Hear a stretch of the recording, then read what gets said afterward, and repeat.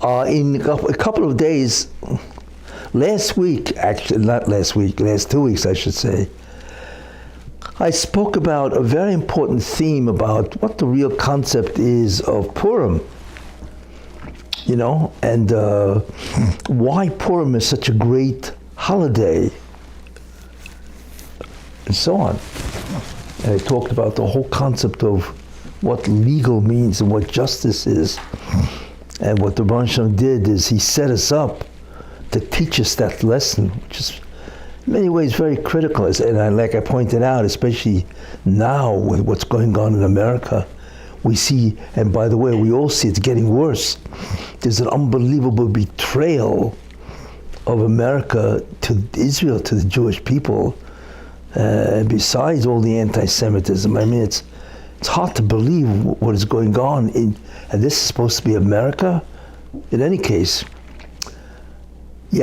so in 4 days actually from now, today is Wednesday night, we have Purim. So that was one theme that I dealt with and so on, So I want to continue because there's a second theme which is critical of Purim, and I want to talk about it tonight. So it's part 2 in terms of the major ideas of Purim and so on. Anyway, before I begin, this year, I want to dedicate this year, should be a blessing and a merit for the health and success of the families of Regina Bas Yosef Reuven and Yeshaya ben Yisrael, Benjamin Wolf ben Tzviesh, and Baruch ben Benjamin Wolf. And they should only have Hatzlacha in the merit of this year. In any case, so tonight I want to talk about a theme which is interesting because I have never really found a satisfactory resolution to this problem. And what is the problem really? Amalek. We talk about Amalek, that obviously Amalek became famous, because right after the Jews left Egypt, Amalek, who was a tribe of ancient history, they attacked the Jews. As when they left Egypt, with the intent, of course, to destroy them. And Yehoshua fought them, and he weakened them, but didn't destroy them. And as we will see, that was by divine decree, not to destroy them, which itself is very interesting. But the truth is, and I'll tell you something interesting, if not for the fact that the Rebbeinu Shalom, God says in His Torah that this happened, that Amalek went to war against the Jewish people after they left Egypt, right? I would not believe it really happened. Because when you think about it in the context of nations that make war against other nations, it doesn't make any sense. It's very hard to imagine that this really occurred. You see? So that's number one, and which I will go through and so on, So why is that? Well, the first thing is that people make a mistake, and I've heard this many times. Well, Amalek didn't believe in God. They didn't believe in a deity. They didn't believe in God, right? And here the Jews are coming out of Egypt with this belief, right? That makes no sense. First of all, there was no atheism in those days. All nations believed in God. Yeah, they believed in Avodah Zarah, true. But all nations believed in whatever their particular deity was. They believed in a God. Not only that, Egypt was filled with deities, Avodah Zarah, and we know that, So the question is, so the Jews believe in God, so what? You believe in God, Amalek, so why do you want to kill the Jews? Like I said, there was no atheism, really. Atheism is basically a modern day institution that really came about in great measure through Darwin and science and the rise of science in the last couple of 100 years. But before that, the world was religious. You see. So if that's the case, what's the motive for Amalek to war with Israel? Well, it makes sense. What's their motive? It wasn't for territory. Israel had no territory. The whole nation of Israel came out of Egypt after being slaves. Slaves don't own anything. There was no territory that Amalek wanted to take over, which is usually why when nations go to war. I mean, let's face it, what's the motive of nations that go to war, right? It's either to take over their territory, that's one idea, right? Or to conquer them and take tribute, money, which is why Rome took so much, because they wanted tribute from all these nations. So they want money, so that's the second motive, right? Why a nation will go to war. And the third reason is to protect itself because it's being attacked. 3 reasons, Other than that, what does it benefit a nation, really, right, to go to war? So the question is, what's the motive of Amalek? Jews believe in God. They believe in a deity. So what's your problem? So it's not your deity, so what? So it's very hard to find a motive that makes sense. Not only that, there's a second idea which doesn't add up. Do you know how much money it costs to go to war? I remember I once read that when America went to war in Iraq, and so on, it cost $1 billion a day. That's how much it cost, because you have hundreds of thousands of soldiers, and guess what? You got to feed them, right? It costs a fortune. You got to transport the food, the supply lines. And the Medrash says that Amalek had to go through 5 countries to war with the Jews. So could you imagine? They start from wherever they are, they go through 5 countries, and then they can war with the Jews, right? Do you have an idea how long the supply lines are for 5 countries? They have to have supply lines, right? So where do they get the money for this? That's millions, equivalent of millions and millions of dollars. And not only that, in terms of the supply lines, so you can say, well, maybe they can live off the land, well, they'll take. But remember, the Jews were in a wilderness. So we're not looking here at different civilizations where they can go in and steal all the food from the different homes and so on. There were no nations. They're going through whatever, the Sinai Peninsula and whatever, and so on, So wherever they're coming from, there are much less people. There's nobody to steal from, basically, you see. So where are they getting all the food? Like I say, the supply lines is an enormous amount of difficulty and money. So why are you going to war? You know how much money it costs you to do that? Makes no sense. And we don't even understand the motive. That's the second idea. Third idea, millions of Jews left Egypt, right? We know 600,000 Jews left Egypt, correct? Right? 600,000 Jews above the age of 20, right? And we assume that above the age of 20 that they were married.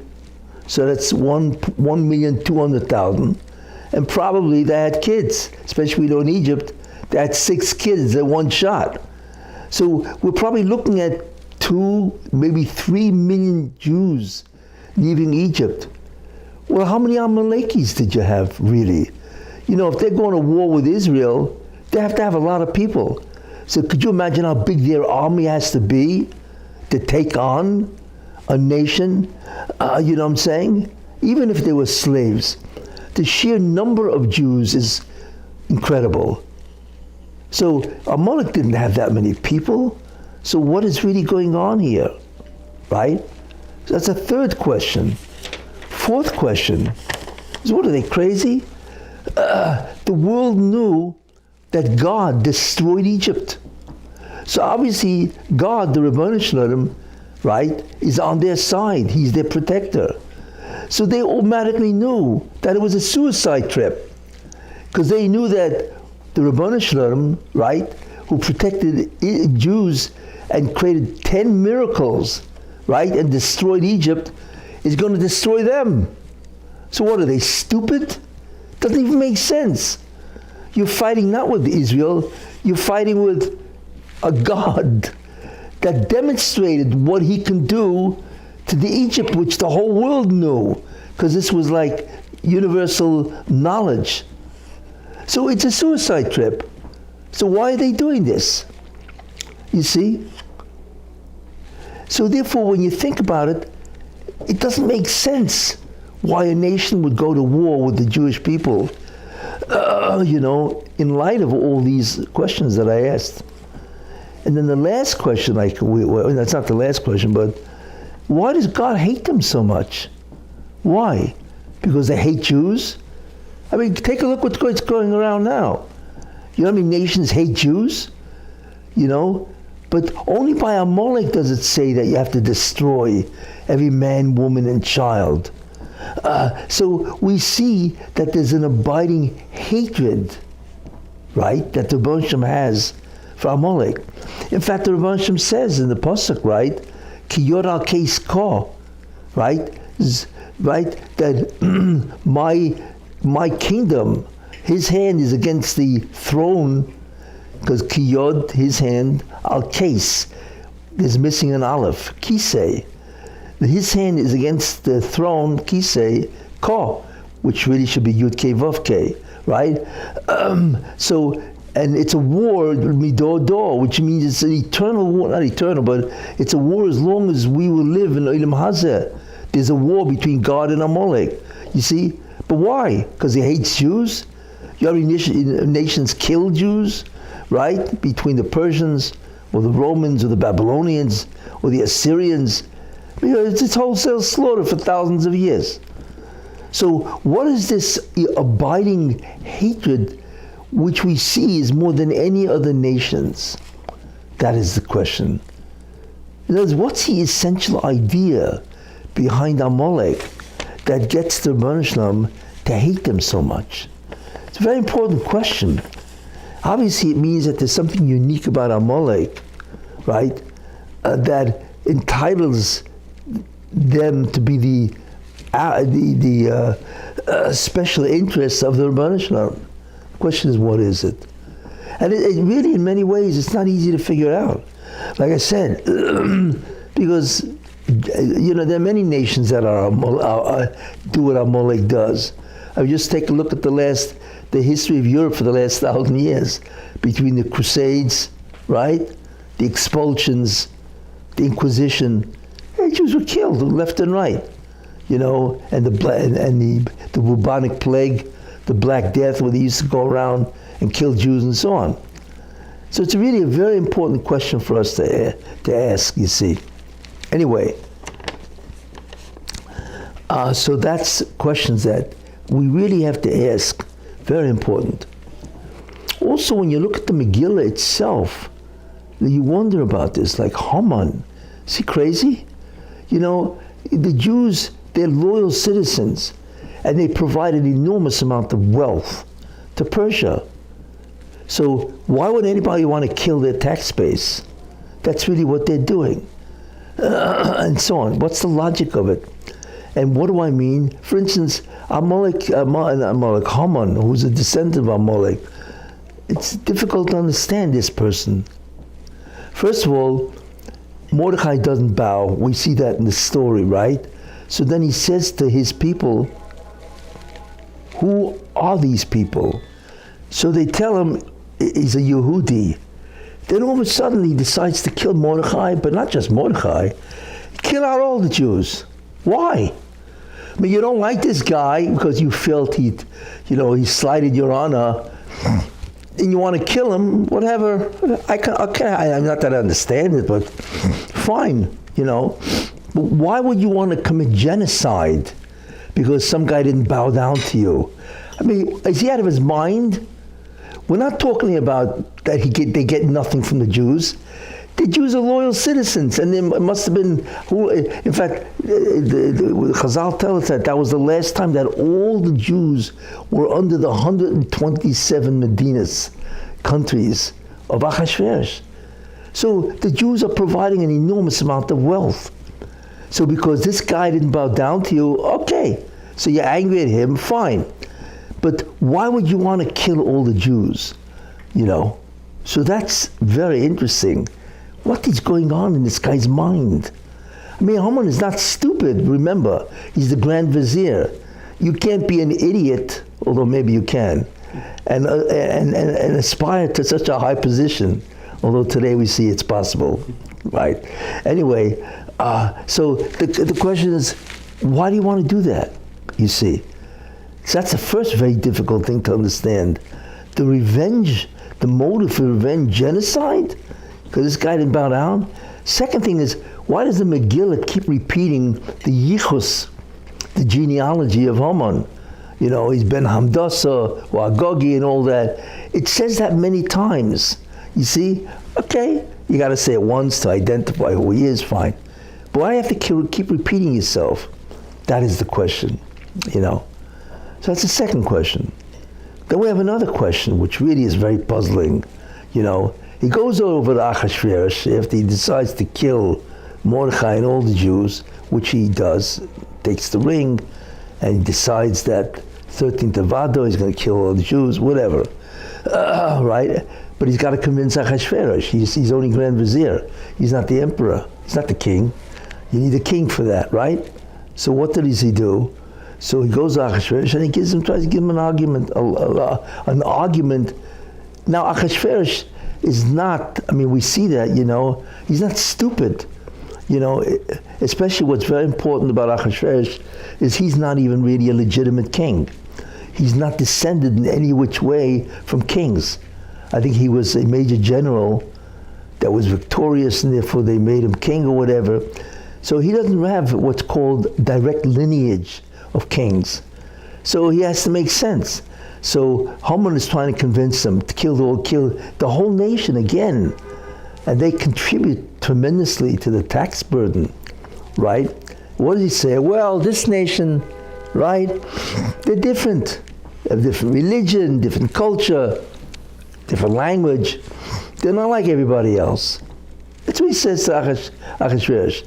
And also to remove the idea that I'm now going to take away from your tax base, I give you 10,000 talents of silver, which is a lot of money.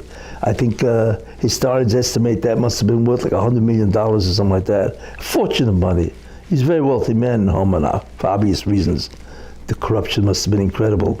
But in any case, so Achashverosh says, okay.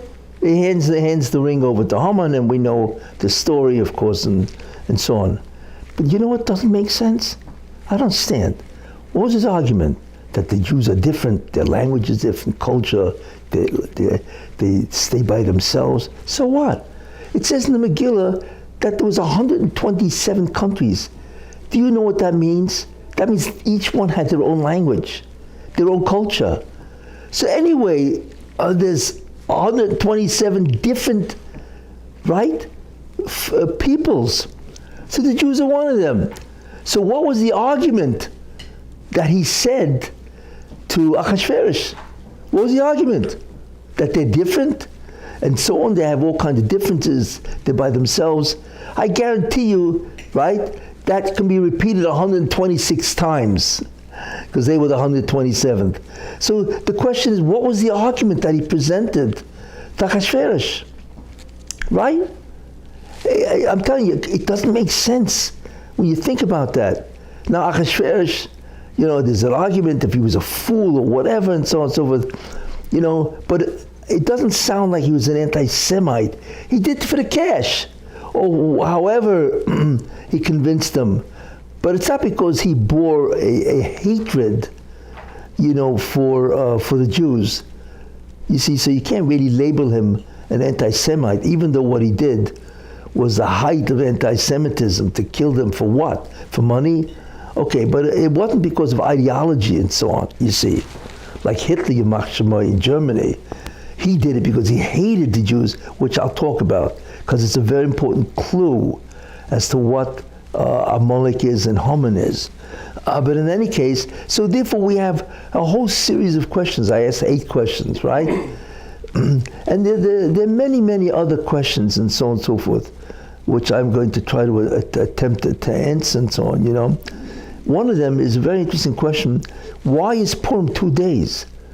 basically what you're really commemorating is the victory of the Jews over Haman, or over this desire to commit genocide, right? So there are wars. There was attempts by the people to kill the Jews. So you have, so it ended on, for the rest of Persia, right? It ended on the 13th, so we celebrate the 14th.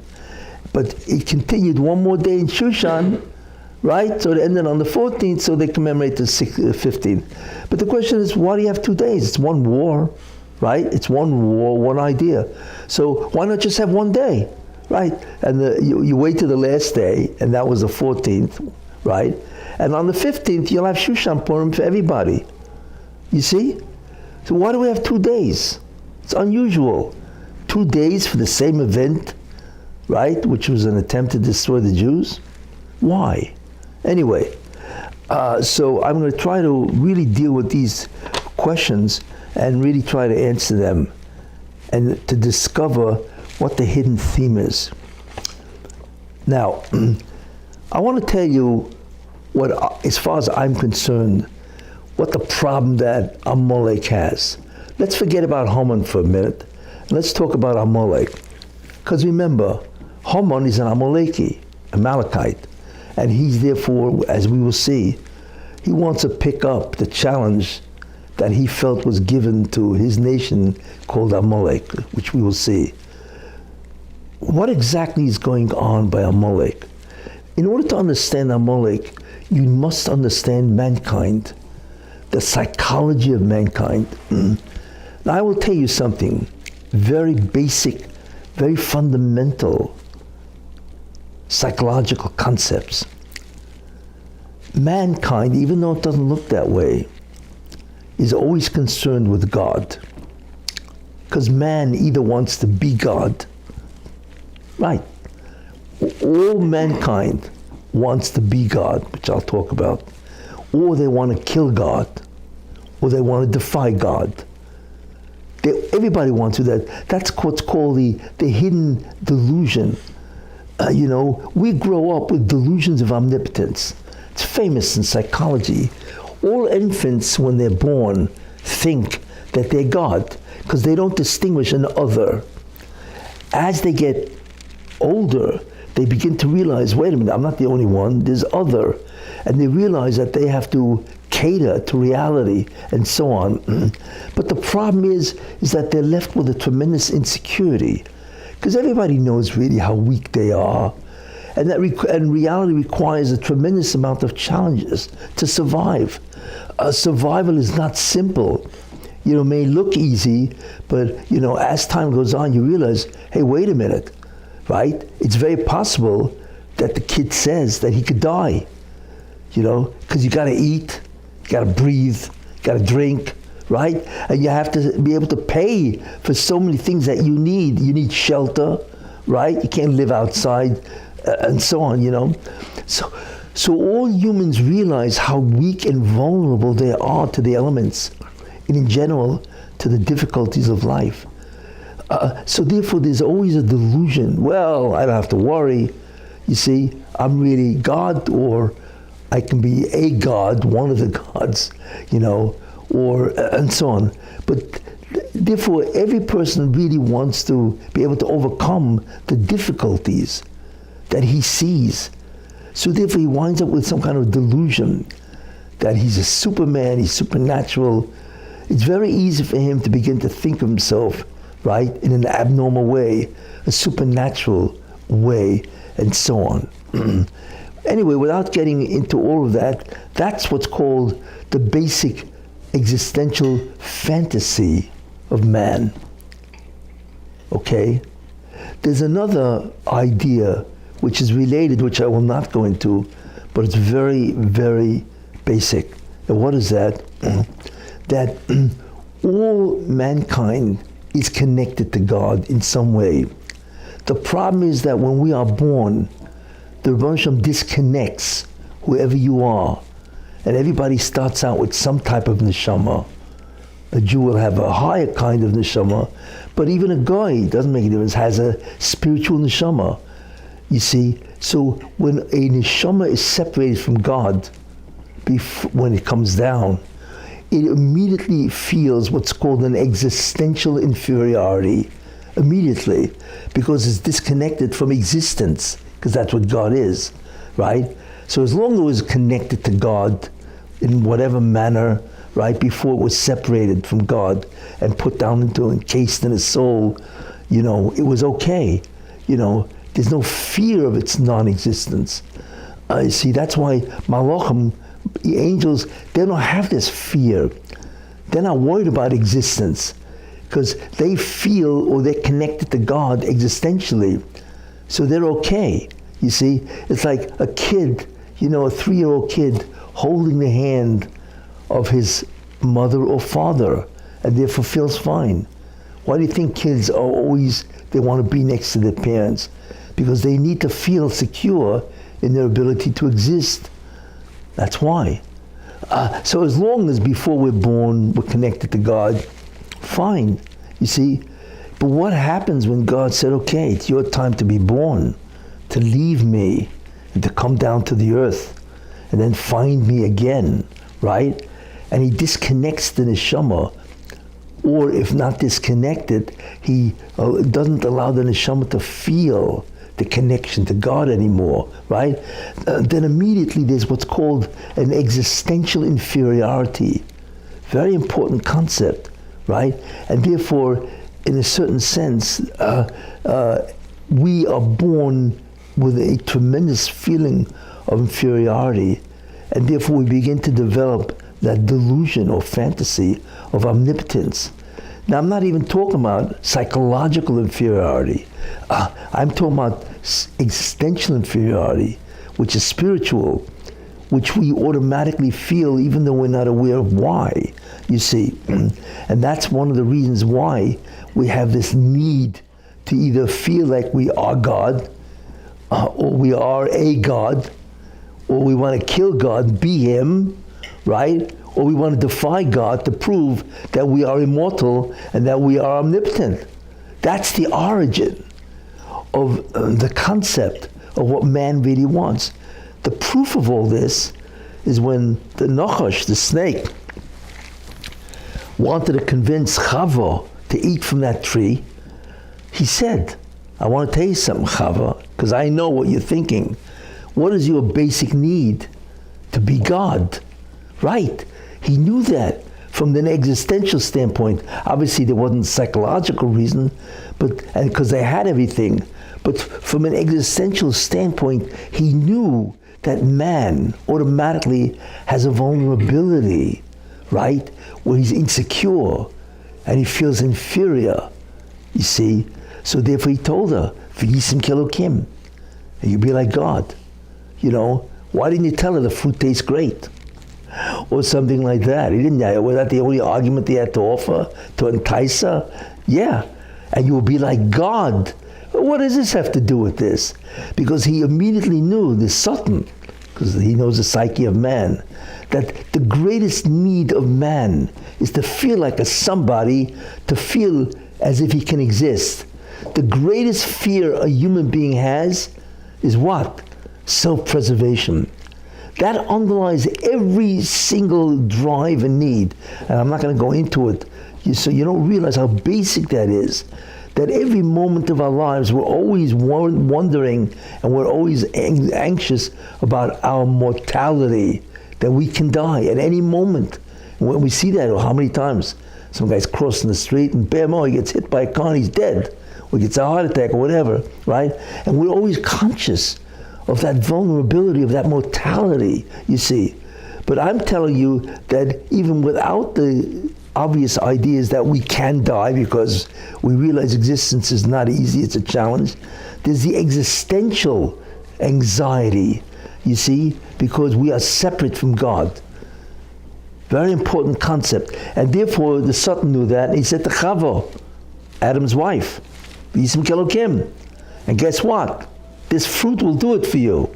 Wow, that's exactly what I need. He told her the exact medicine that she needed. So of course she grabbed it. And she obviously, even though the Chumash doesn't say it, she repeated that to Adam. Because how else did she get him to eat from that tree? She repeated it The problem was that she knew it was false, because once she took a bite out of it, she didn't feel anything closer to being a god. So she deceived Adam. I don't want to get into what that means. She lied to him, obviously, and so on. In any case, so therefore we have in us the need to be God. You see, so here's the problem. Once you understand, the what's called the pnimius of Adam and what he must have, you see, you could see that. You think about that. Adam wanted to be God. There you are, and that Adam is the fundamental human, right? And then you have the guys in the Mabul, the flood. What were they doing? They were defying God. They did whatever they wanted. They took all your possessions, Gizela, right? Everything. They did whatever they wanted. So they had the need to feel like God by defying God. And then who did you have? You had Paroi. And Paroi felt he was a god. And then you had the Dor HaFlaga, the guys who built the Tower of Babel. They wanted to kill God. See, you had all these people, they're all preoccupied in some way with God. To be, to kill, to defy, or to aspire. I mean, come on. The beginning of Bereshit is all about these guys. Because that's what the essence of mankind is. And I'm telling you, you don't even realize that. But every minute of your waking life, unconsciously, how am I going to exist? Mortality is the existential, fear that we all have. And I told you it has two sources. Either it's spiritual in nature because you're separated from God. The second thing, it's psychological. If you had parents who treated you miserably, they increase your inferiority, and that's psychological inferiority, and so on. But anyway, without getting into that, and so on, So we realize that. So therefore, we now come to an incredible dilemma. What's the dilemma? Because if I have to feel that I am in control, and that I can exist, that I can survive, and so on, right? Then I have a problem. Because if I'm religious, and I believe in God, and I am subject to His authority, I got problems. That means I'm a nobody. That's what it means, right? You're not who you think, right? You're subject to the will of God. You see? But wait a minute. You ever wonder why does mankind hate authority? You ever notice that? If you work for somebody, deep down you hate the guy. Why? Because he proves to you on a daily basis that he's somebody and you're nobody, because you're subject to his will. You don't do his job, he fires you. Hey, you thought you were somebody big? Of course not. We hate authority. We're always thinking of, not that we consciously think about that, don't make that mistake, but deep down unconsciously, we have the desire to rebel, you see, to do what we want to do, and that proves that we're a somebody. That's the psychological origin of the concept called feeling like you're somebody. That's why we have a drive of self-worth. We are somebody. That's the origin of that drive. I don't want to get into the whole concept of self-worth and so on, but that's the origin. It's survival. Therefore, we have to feel with somebody. So here's the problem. If I believe in religion, if I believe in God, right, it means I'm a nobody, basically. It means I'm completely dependent on the Rebbeinu Shalom. Uh-oh. That's dangerous to my desire or my need to feel like somebody, because I'm not in control. You see, there's somebody else in control. He's somebody. So what do people do? And now you begin to understand something very, very interesting. That's why all religions, and you begin to understand something, have what's called an exit plan. What's called in English, they have their cake and eat it too. What does that mean? It means, okay, I'll believe in God, but in some way, right, I will neutralize God in some way where I can express my superiority. You see, where I feel like somebody. It's an amazing concept. And mankind, and I'm going to now give you a whole series of religions in that sense, where you see clearly that there's an exit plan, which means that it allows for you to do whatever you want, you see? And so you can feel like a somebody, even though you believe in God. It's amazing. That's the psychological concept of religion. And from that, you will understand the true root of anti-Semitism.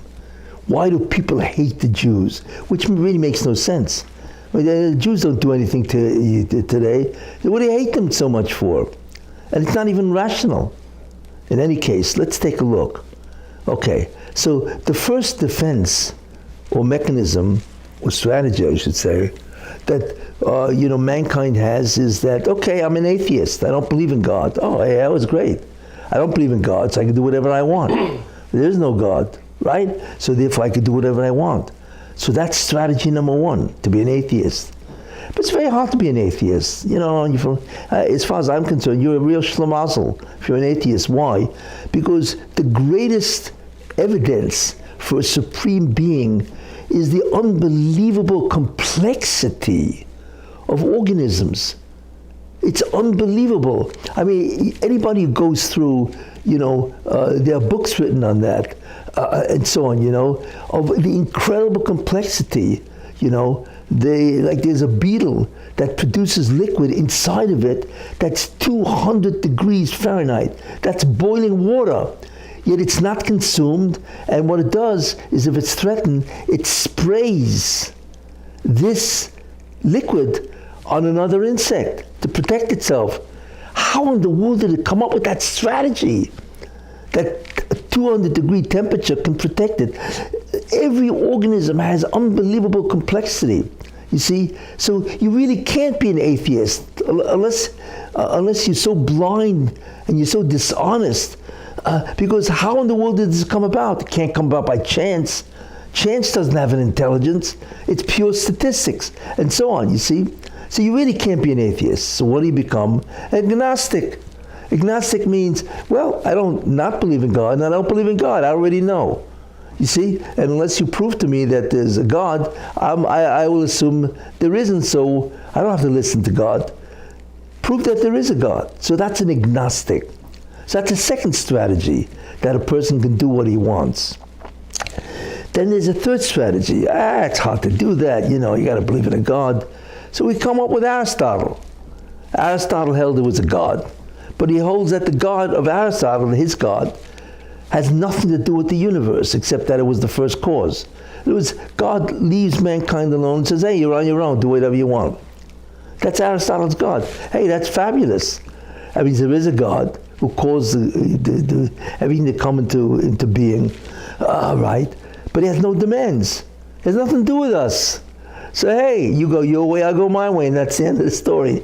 That's a brilliant strategy to avoid entangling yourself with the dictates of God, right? So therefore, that is a third strategy, right? Okay. But then that's hard to believe that God has nothing to do with mankind at all, or the universe and so on. So then we have Persia, Zoroastrian. Well, there are two gods. There's a God of good and there's a God of evil. There's actually a God of evil. So I say like this, listen, as long as if I'm alone, I can't fight God. But guess what? I'm going to become his chassid, the God of evil. So I can do whatever I want, because guess what? He's just as powerful as the God of good, and he'll protect me. It's a brilliant strategy where I can do whatever I want, even if it's evil, and my God, who is evil, right, will protect me. There you are. So I found a protector, my guardian knight, so to speak, and that's a strategy. But you see how it's all an exit, where I can do what I want, you see? Okay, so that's number 4. Then there's number 5, which is a way that was taken by the ancients, and that's polytheism. Well, I believe in many gods. I mean, you look at the Greeks and the Romans, mostly the Greeks and so on. You look at the Greek mythology, it was unbelievable. They had gods, they had women gods, they had demigods, right? They had guys that were really born of gods who raped women and whatever. I don't even get into that. There was these kinds of gods. There's a whole slew of these guys. You see? So the advantage of that is what? Is that you can pick and choose. Well, I'm a devotee of that God, and that God does what I really want to do. You see? Because there's so many gods to choose from. Hey, what a selection. You see? So basically, these gods are doing something that I want to do. You see? So in a certain sense, polytheism protects you because you pick and choose whoever you want. See, again, it's an exit plan where I could do what I want and still believe in a super deity and so on. And that's the concept of polytheism. Very interesting strategy, but that's what it serves. Anyway, so that is number 5, you see. Then there's another strategy. What do I have to worry about God for? I'm going to have my God be immoral. He himself will commit immorality. That's what the Greeks did. They had their main god, who's Jupiter or Zeus, right? And this guy was going around raping women.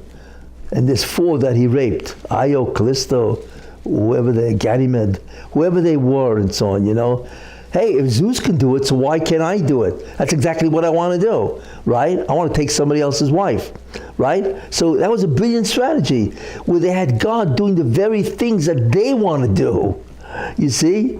So Adrabah, my God does it, right? And there's a mitzvah in the Torah, Lihidamas B'drochav, right? To imitate God's ways. And that's exactly what I'm going to do. Wow, what a strategy. Well, you are actually imitating God, who is immoral, or I should say amoral, whatever. But you had the whole Greeks doing this. Where they were jealous, they were warlike, they were hostile. It was great, because on the contrary, I'm imitating them, and so on. So that was an incredible strategy. But look what the Greeks did. You see, it was incredible. So that's number 6. Then there's a 7th strategy where the God is not necessarily immoral, but the avodah is immoral.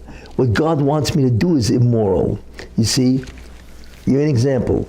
What's a good classic idea of this, Well, it's not moral to kill people. But what happens if God tells me to kill people, right? So I'm serving my God. I'm worshiping my God by killing people, you see, and that's what when you see many religions, for instance, the Inquisition, right? What are you killing people for? What are you killing Jews for and burning them at the stake for, right? Because my God, whether it be Yeshua or whoever it was, right? These guys are guilty of death. Yeah, but where do you see that? And so on, why not just let them be? Oh, no, you can't do that, right? Because my God says they deserve death. So what they did is they made it that the service to their God involves exactly what you want to do. You see, in many ways, I hate to say it, but Islam is that. Islam, in the Quran it says, right, where Allah, that's whatever, says, if you see a Jew behind a tree or whatever that is, kill him. So it's a mitzvah to kill a Jew. Why? Because that's what God says. And I'm doing the will of God by doing this, or whatever he says. You see, so their hostility, their rage, you see, is all commanded by God. That's their avodah. You see, that they can do whatever they want. You see, by having the service of God actually immoral and evil. You see, so that is a strategy that religions take and so on. Then you have a religion, which is basically Christianity, where God changed his mind. Originally thought that the Torah, which he gives to the Jews, can be observed by the Jews. But he realized in the end, too difficult, right? So therefore, Christianity abrogated, which means to removed or canceled out the Torah, Wow, and all he said was, believe in me, you don't have to do any mitzvahs, just believe in me. And if you believe in me, you get the future world and so on. God changed his mind. Wow, what a strategy. That's basically what Christianity says, right? That God changed his mind and he replaced the Jews with the non-Jews. And therefore, you look at it, okay, what was the change? The change was he removed all the laws, basically. He basically removed all the mitzvahs, the Taryag mitzvahs. And those are the mitzvahs that tell me, no, you can't do something. Those are the mitzvahs that make me feel inferior because they control me. You see? So he changed his mind. They actually got God in that sense. They invented a religion where God changed his mind. And therefore you could do whatever you want, basically, or there's only a minimal things that you have to do to satisfy me. Incredible. Again, there it is. That's the exit, you see. And that's basically what Christianity is, right? So that's a strategy. Okay. And then we come to, I think it's number 9. This is really a brilliant piece of work. Wait a minute. I sin, right? Now, normally, according to Judaism, the only one who can forgive you basically is God, right? But you know what we'll do? The priest can forgive you. Payment of cash. You see, it's called indulgences. In fact, that's one of the reasons why Luther, put up that what kind of businesses. He realized the absurdity of all this, right? But for who knows how many years, if a guy wanted, he would sit down with his priest or whatever, and he says, okay, I'm going to confess. And the priest has the ability to forgive, right? He has the ability to be mechaper. You can't do that. Why? Because once a man can forgive you, guess what? Pay him off. Because everybody has needs. So if you know exactly how to press the right button, there it is. You're forgiven. And he has the power to forgive. That's called an indulgence. So after a while, they were making a fortune, the Catholic Church, right? A guy would come and, I'm really sorry, but I just, I raped somebody else's wife. So the guy would say, okay, it costs $1,000 for the kapara, for the atonement, right? And he would give it to you, and you were hoping maybe on that week there would be a sale. That if you did it again to another woman, right, it would only cost you $500 because it's a sale on that week and so on, right? But it was an indulgence, which when you think about it, it's brilliant. Because all men can be bribed. We all know that. It's just a matter of, it's never amount if it can be bribed, it's how much. That's really all it's about. And that was a brilliant way. Finally, even Luther recognized this as ridiculous, the concept of indulgences. And that's how the Catholic Church became so wealthy, because everybody was paying priests in confession to forgive them. Anyway, I've just laid out, I think it's 9 different exit strategies that we can feel good about ourselves at the same time as believing in God. You see? Very important idea. And then, of course, we come to the last strategy, where there is no strategy. God says, do this. God cannot be bribed. Nobody else can do it. Forgive you, right? God knows everything. You can't fool him where all of a sudden he doesn't know. By the way, there are people that hold that God doesn't know everything. And God allows that you like Bilam. Well, God doesn't even know, what's happening and so on. Because God asks him, who are these people? Uh-oh. You see? So a person can say, well, if God doesn't know, I can do whatever I want, and hopefully he won't know, and so on. Or God is not everywhere. You see? Those are other strategies. But Judaism comes along, and now we understand something very important. Why did Nimrod hate Avraham Avinu? Avraham Avinu believed in one God. So what's your problem? You believe in many gods, and Avraham Avinu believes in one God, right? So what do you do with the guy? You throw him into the Kivshan Eish. You throw him into a furnace, right? That was the first test of Avraham Avinu. He took Avraham and threw him into a furnace. And God, of course, saved him, which was an absolute miracle, and so on, But the question is, what's your problem, Nimrod? It's not that you don't believe in God and he does. You also believe in a God, except you believe in different gods, or you believe in many gods. So Avraham Avinu believes in one God. What's your problem? But here's the problem. And this is the beginning of our understanding of what Amalek is. What was the problem? Because the God of Avraham Avinu is bad news. Why? Because he doesn't provide an exit. The God of Avraham Avinu, first of all, is only one God. There is no many gods. So that's it. There's only one. Not only that, that God is moral. He's just. Right? How are you gonna? You can't bribe him, right? And he actually tells you things you can't do. You see, he's actually giving you a code of behavior, and you're held accountable to that code of behavior. And like I said, he's moral, he's just, right? He's righteous, and he's holy. He wants you to do stuff. Hey, I have a different inclination. What do you mean I can't do this? I can't do that. Why not? So the problem was that Avraham Avinu introduced a God, or I should say a belief system, which does not allow an exit or some what's called downtime where I could do what I want. You see? So Nimrod realized we cannot have that type of religion where there's no downtime, where I can't do what I want. You see? I can't be that way. I must kill this man.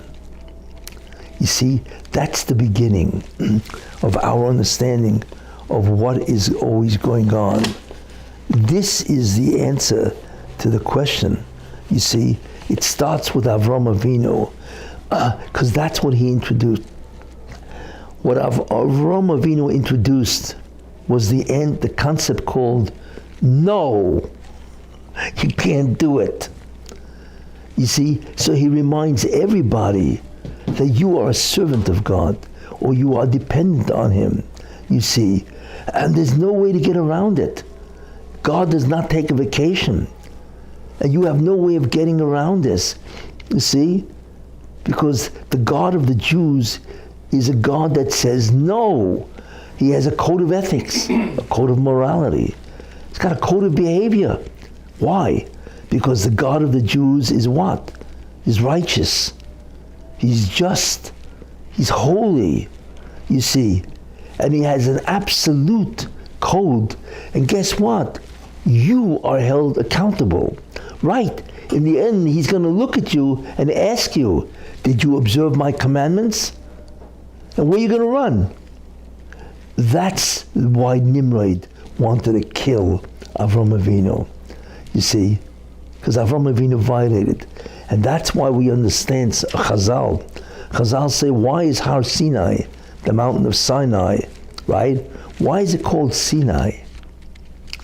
So the Gemara, the Chazal tell us unbelievable, because Sinai, Mount Sinai, in which the Torah was given, right, is when sinner descended to the world.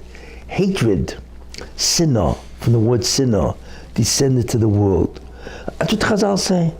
Therefore, it's called Sinai, because that's when sinner descended.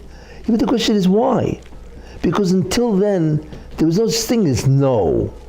You see, I can always get around the command of God, like all the strategies that I outlined, and so on.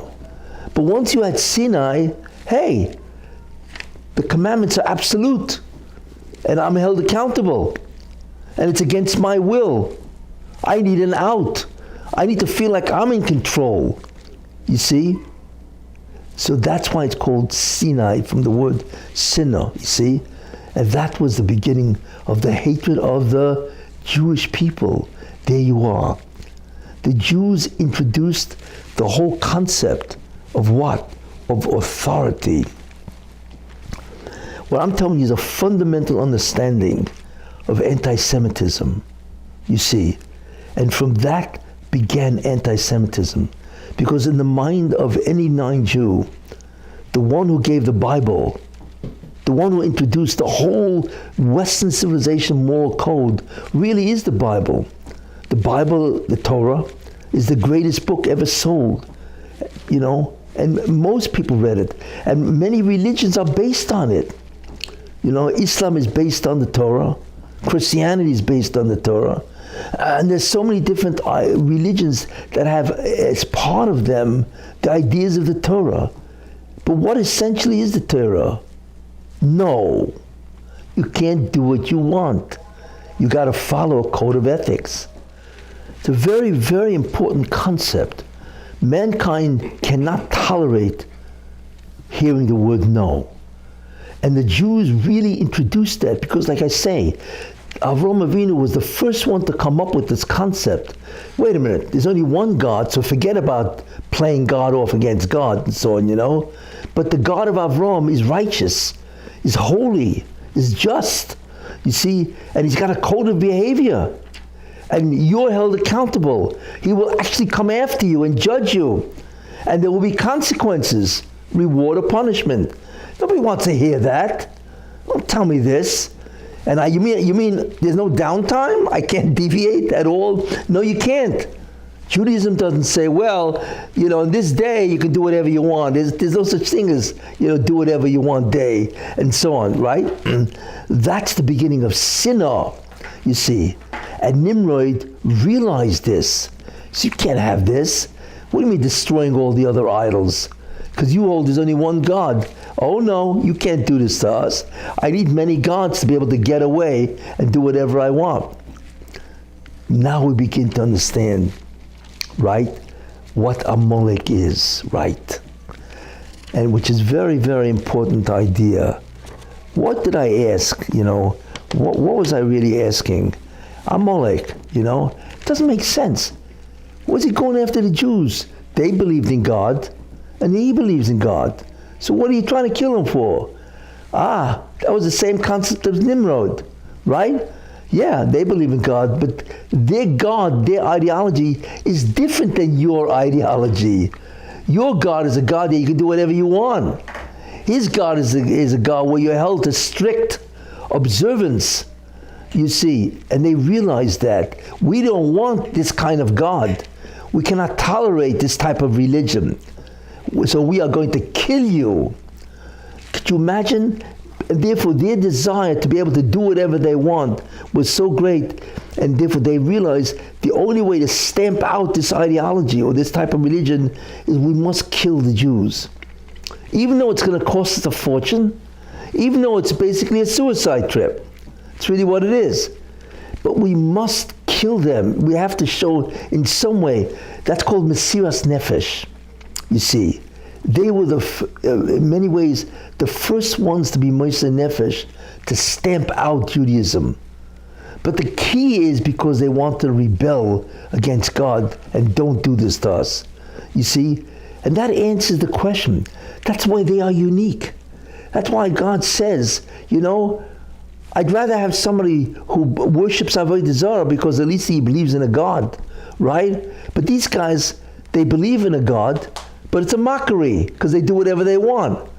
They mock the whole concept of a supreme being.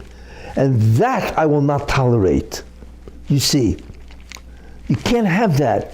You don't want to believe in me, you want to believe in an Avodah Zarah, idol worship. Not that it's fine. Okay, I can hear it. Because at least you believe in a supreme being. But to believe in a supreme being and then to laugh at his laws in the sense that I do what I want, all I need to do is create the strategy, you can't do that. That makes a mockery of the whole concept of a supreme being, right, that has rules and regulations at some point. And you know where you see that? Which is very interesting. Where does the Torah indicate that? You see?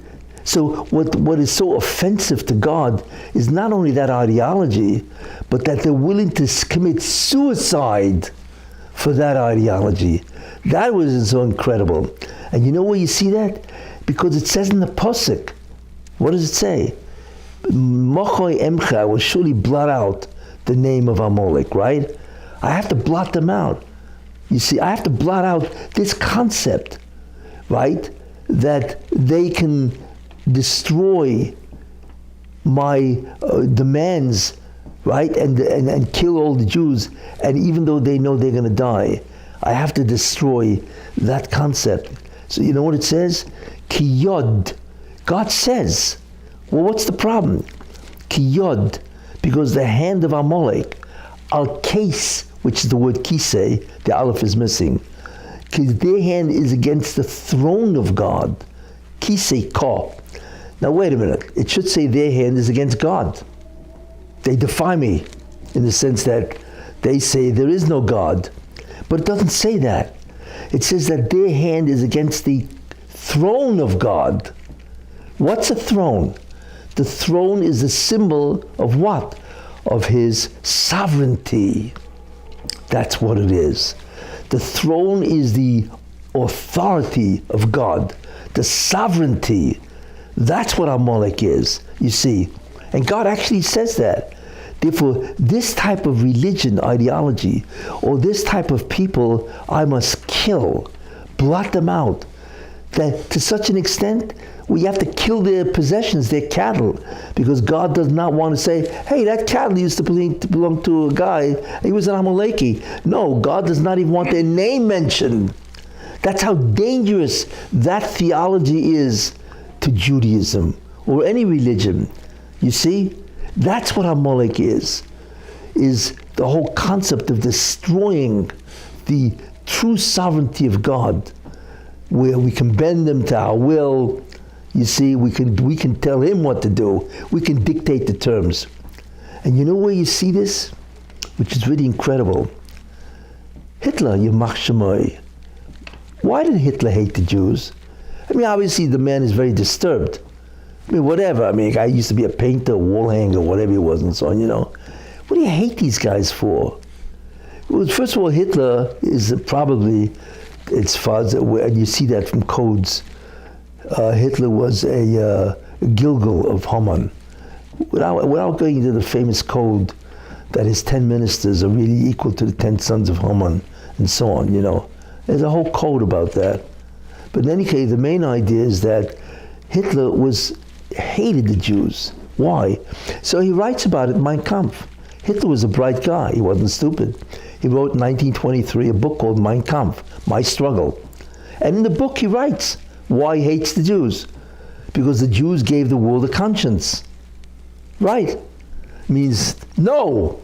That's what a conscience means. You know, all of a sudden, hey, you mean I can't do this? Right, you can't do this.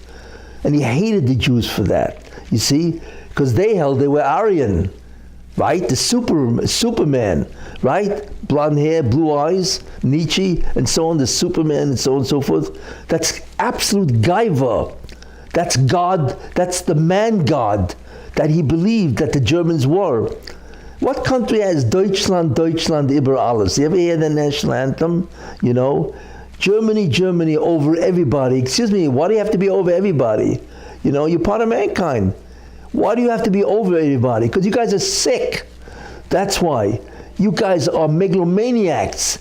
You know, it's not enough to be part of the Brotherhood of Nations. No. You have to be Deutschland, Deutschland über alles. That's the national anthem.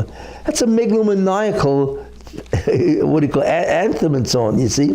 Because that's what they were. And Hitler was that, even though he was Austrian, right? But Austria is Germany, by the way. It's part of Germany and so on, you know. So that's why he hated the Jews. Now, wait a minute, but I'm saying that what? That the essential idea of Amalek is not just to hate the fact that there's no exit, but to be willing to die for that. Well, did that happen? Let me tell you something. Many years ago, I read a book called The Rise and Fall of the Third Reich by William Shirer, long book. But anyway, I read it, and there were certain parts of that book that really caught my eye. One of them is at the end of the war, the Germans were losing. It was obviously, they were losing to the Allies, right? So obviously, what do? So the generals approached, he brings this down, by the way, it's historical. So the German generals approached Hitler, and they said, we're losing the war, right? So he asked them, what's the problem? Why? You know, so they told him, because we need more soldiers in the front. And what you're doing is you're taking all the railroad cars, to ship the Jews to the concentration camps. So we can't ship soldiers to the front. What are you doing? Which is more important, to kill the Jews, or and therefore to lose the war, or to fight the enemy and to win the war? I mean, you yourself said that your Third Reich is going to be 1,000 years, right? You're not even going to last a couple of months. So you know what Hitler did?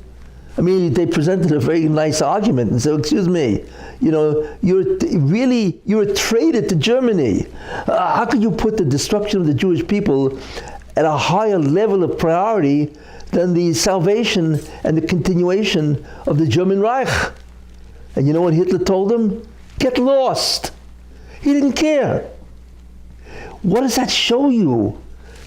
There you are, the Mesiras Nefesh, the hatred where I'm willing to die to destroy that Shita, that the Jews have made us into wimps. Catholicism, he saw as a wimpy religion, right? Because they have a conscience. No, you can't do this. Why did the Jews do that? We are Aryan. Don't tell us no. You see, they gave us a conscience. They have made us into wimps. That's what Hitler said. It's Mamash Amalek. You see? And he was willing to give up the Third Reich to kill every Jew. In fact, we know, when not the Wehrmacht so much, but when the SS, as soon as they entered a city, what did they say? We're the Jews. It's the first thing they did. Is they gathered, they collected all the Jews, forced them in the middle of the city, whatever, and then they shipped them off to the concentration camps, or they didn't even wait. They just killed them in the forest, right? They had them dig the graves, right? And everybody stripped, whatever, and they put a bullet through their head. They didn't even wait, and so on. Because that was the priority, right? Why? Because Hitler is the classic Amaleki. That's really who he was. And there are things that prove that. There's a code that demonstrates that, of who they were and so on. Therefore, this is a very, very important idea. Man does not want to be restricted. He doesn't want to be told no, you see. And he's always looking for ways where he can dominate and violate the laws, you see. And just to understand, I mentioned this a couple of weeks ago, when Avram Avinu came to Avimelech, right? He saw, so he told Sarah, I want you to tell him that you're my sister or else he'll kill me, if I tell him you're my wife, because he'll want to take you. So that's what they did. And finally, somehow, Avimelech realized, hey, because God performed a miracle and he blocked all the orifices of all the bodies of Avimelech and his whole palace. So he comes running back to Avram Avinu and says, what are you doing? So Avram Avinu told him, I told her to say him, she's my sister, or else he's going to kill me. That's what he said. So Avimelech says to Avram Avinu, what are you talking about? I don't do this kind of stuff. We're civilized people. We don't do this kind of stuff in this country. So Avram Avinu told him a profound understanding. He told him, you don't understand something. You need, and that's really what he's saying, you need in some way, no matter what your moral code is, you cannot be told no. Mankind cannot be told no, really. So you're always going to look around for a way to get out of your own laws, because you really want to take my wife for whatever reason, pretty woman and so on, So that's your nature. You don't understand, which is a profound understanding. Man always seeks to violate a code of behavior given by somebody else, because he needs to prove himself that he is somebody. You see? So he doesn't have to worry about the existential inferiorities that he has. And therefore you're going to look for a way, right, to receive a bribe. You see, and the bribe is that you inherently, intuitively need to say No, I'm not going to accept your no. It's part of your nature. You have no idea how profound that is. Because what Avraham Avinu is really saying, so you can say, wait a minute, but he said, we don't do this. He says, no, I saw there's no fear of God in this place. And as long as there's no fear of God, which you're not afraid of any accountability, this is your nature, to violate codes of ethics. Because you need to do that. And so on, that's part of your nature. So of course, I saw there's no fear of God. What does that say? That means that we now understand what's going on in America, right? Why is America obviously violating the laws? What they're doing to Trump is a mockery. We all see that. You have to laugh at the court cases that they're bringing Trump. And it's not just Trump, it's everybody associated with Trump. And it's all the injustices that America does. It's unbelievable. You see? And the question is why? Because mankind cannot be told no. And they are going to break the laws. They'll find a legitimate reason, or they'll think it's legitimate. Right. Why? Because every politician is a crook. I will repeat that. You don't realize mankind are crooks. That's the nature of a man, is to violate the no and to do what he wants. Now, so the question is, wait a minute. So what else can we do? And the answer is, there's only one remedy, and that is fear God.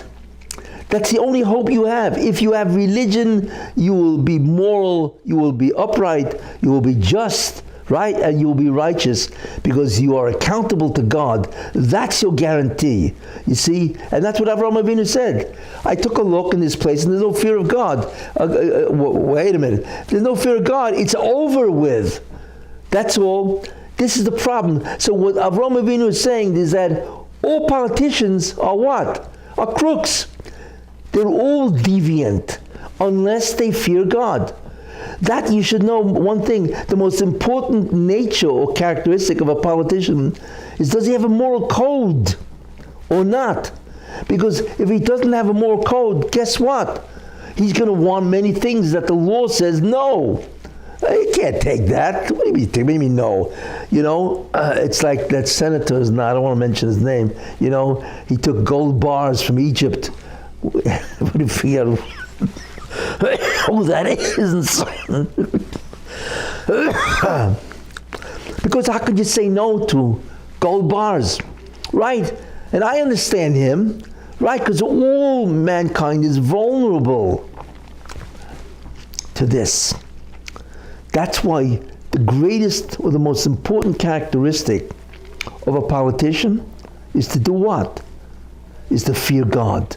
Is to know that in the end of time, you're going to have to face God. And he's going to ask you, you know, I gave you a privilege to do what? To be head of a government, to help people survive, to make them happy. That's a tremendous chesed.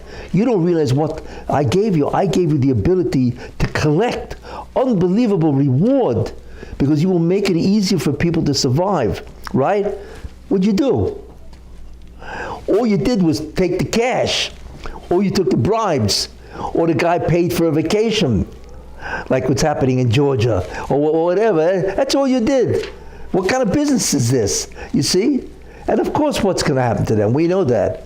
God is going to slam the books against them, and they're finished. You see? So you don't realize how profound Avraham Avinu's statement was. He defined the true nature of man and the true nature of every politician. Why? Because a politician can get away with it. Huh? These guys know how to get around. You know, they know all the deviant ways, for whatever it takes to get the law on their side so he can collect. They all do that. You ever wonder how does a politician, when he leaves office, he's only making whatever, 100, 200 grand a year, and then the guy, after he leaves office, the guy becomes a multimillionaire. How in the world did he do that? And the answer is, of course, because when he gets out, right, it's all about bribes. He can inform on how to deviate from the law and so on, you see. Any case, what we're looking at is a very important concept of Purim. This is Amalek. That's what Amalek is. We cannot tolerate your statement of no. So we will get around it. At the same time, we'll believe in God. You see? And that's what's called the dilemma of mankind. It's a dilemma. If I believe in God, I'm going to be suffering from anxiety or whatever, you know. And if I don't believe in God, well, I do believe in God, you see, because the logic of complexity is much too great of a logic, an argument, to deny it, you see. So mankind has found, and I've just told you 9 different ways of the strategy. Actually, I told you more than 9 different ways. That there be people that hold that God doesn't know everything, or God isn't every place, and so on. So there's many more strategies. But leave it up to mankind, they're brilliant to figure out how to deviate from the code of behavior and so on, you know. But this is Amalek. The difference between Amalek and everybody else is not just their mockery of the laws of God, but it's their willingness to die for that idea, the Mesiras Nefesh. And they're willing to die and spend a fortune, you see. And that's, now we understand Haman. I asked you 3 questions on Haman. The first question was, why after they told Haman that he's Jewish did he decide to kill everybody? You know why? Because all of a sudden he said, the guy's Jewish? He says, wait a minute, doesn't make sense. Why? Because, right, ask yourself, what should he have done, Mordechai? He should have bowed in front of me. Why? Because that would have given him a possibility of gaining my favor, right? That was a benefit to him. But he didn't take it. He didn't bow. Therefore, his fear of God was greater than his need to benefit from me. Hey, but wait a minute, who does that kind of stuff? He couldn't say no. He couldn't remove the no. You see, who does that? The Jews. You mean those guys are still around practicing this kind of religion? I got to wipe him out. Not just him. I got to take up the tradition of my ancestors that wanted to kill the Jews. You see? That's why I have to kill Mordechai and all the Jews. When he says I got to take up their cause. Now it makes sense. Because he wanted to wipe out that ideology that the Jews bring. That there's a code of behavior that's absolute. See, now it makes sense. That's why he wanted to kill the Jews. Because he says, I'm the inheritor, I'm Amaleki. I want to take up their challenge and kill all the Jews. To wipe out that ideology. That's the first question. Second question I ask is, wait a minute, you know, why does the Megillah always saying the word, the yichus of Amalek? And the answer is because he's doing it because of the yichus. It's not only that he wants to kill the Jews because he doesn't want to hear the word no, and so on. But the Megillah goes out of its way to say many times, you know, Haman ben Hamdasa, Hagogi, and so on, because to tell you that he's not doing this only because of himself, his own hatred, his personal hatred. He's doing this because he's taking up the tradition and the challenge of his nation. And let me tell you who his nation is again and again. That's part of why he's doing it. And the third idea, what was the statement to Achashverosh? What do you mean? There's 126 countries that also differ, right? So what's your argument about the Jews? It's ridiculous. And the answer is, that's what Haman said. You don't understand. The Jews are different than the other 126. All the other 126 have found ways to exit. They have strategies. You know, they can live with God and they can live on what they want to do. The Jews are the only ones that the code of behavior is absolute. They will destroy us because we cannot have such an ideology, a belief system. You see? They must be destroyed. Same concept as Nimrod. And that is and that is the concept of not only Nimrod, but what Avraham Avinu said, and Amalek, and now Haman.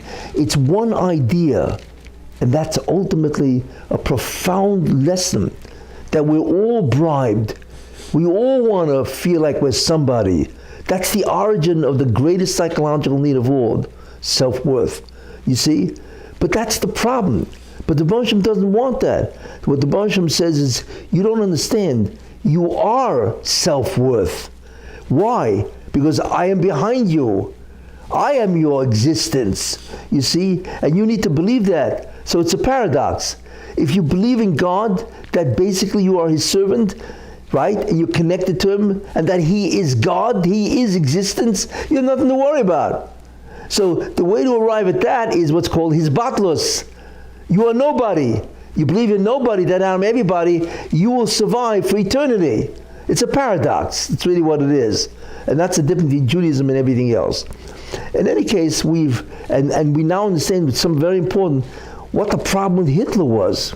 Same idea. They all fall for the same theme. Don't tell me no. And that's why Sinai is called Sinner. And that is the origin of anti-Semitism. That's why they hate us. Because we're the guys who introduced the word no. You see? And they never forgave us for that. You see, and that's why there have been so many attempts to destroy us. And that's what's called the eternal hatred of the Jew. Because we remind humanity of the giving of the Torah. You see? Because when you look at a Jew, immediately what do you think about? The Bible. We are the ambassadors of God. And this is the problem. That's why they hate us. That's the real reason for anti-Semitism. That we are associated in everybody's mind, right, as the ones who gave the world a conscience and so on. Anyway, that's a very important theme besides the theme of the last 2 weeks, which I gave, the concept of laws and so on. But it's a very important idea. And this is really what Amalek is. And that's what we have to remember. You know, the laws of God are righteous, they are just, and they are absolute. You see? And what they do is they have rational meaning. There's a reason why God said that. And I just mentioned the idea. It's a paradox. The more you observe his laws, the greater is your statement that God is supreme. The greater your statement and belief that God is supreme, the greater is the fact that you can now attach yourself to him. And he is supreme, and he is existence. It's a paradox, but that's why. You believe that I am your existence, guess what? You're going to enjoy that existence for eternity.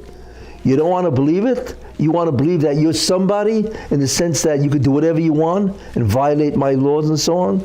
Guess what? You're not going to make it past the big judgment day and so on.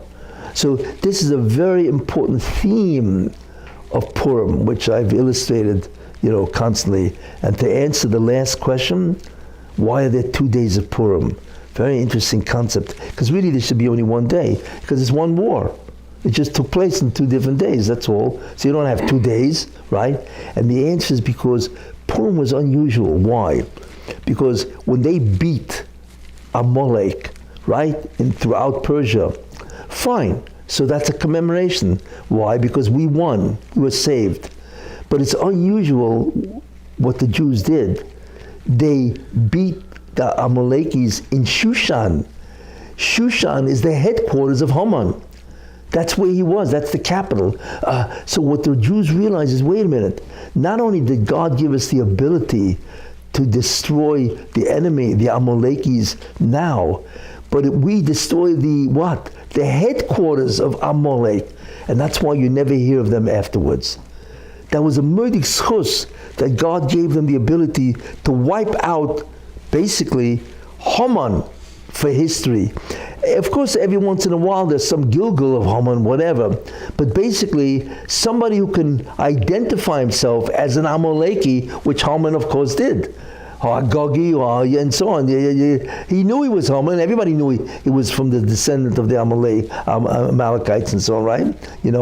But when the Jews realized that God not only two schus, that we can destroy our enemies now, and we could destroy the whole concept of Amalek. So that requires another day. So Shushan wasn't just another victory. It was a victory over what's called Kabbalistically, the Klippa of Amalek. And that was an incredible merit. So that is so great that we therefore commemorate those two ideas, that we wiped out the enemy, and we wiped out the whole concept of an individual who identifies as an Amaleki. We wiped that also, and that is Shushan, because Shushan is the capital, and it is the headquarters. It's what's called the head of the snake, that we wiped out the head of the snake also. That deserves another day. And that's why Shushan Purim, in the end, is the greatest of all. And if you think about that, it's the greatest victory of the Jew, because it allowed the Jews to wipe out the head of the snake, not just a piece of the snake, and so on. Anyway, so I just wanted to answer that. Anyway, it's something to think about. What Purim is, it's beautiful to understand a holiday at a profound level, especially when it has such a lesson to be learned about the human nature. And this is really a tremendous understanding of the essence of man. V'yisim kelokim, and you'll be like God. Boy, did that Satan, right? The Nachash, the snake, right? Boy, did he have us, as they called, pigeonholed. He knew exactly what's going to turn on Chava, which ultimately turned on Adam, to be like God. And Judaism is the exact opposite. You are not like me, don't even bother. On the contrary, the more you admit that you're nobody, and the reason why you're somebody is because you are my servant, that itself is how you'll get Olam Haba. Paradox, but that's what it is. Thank you.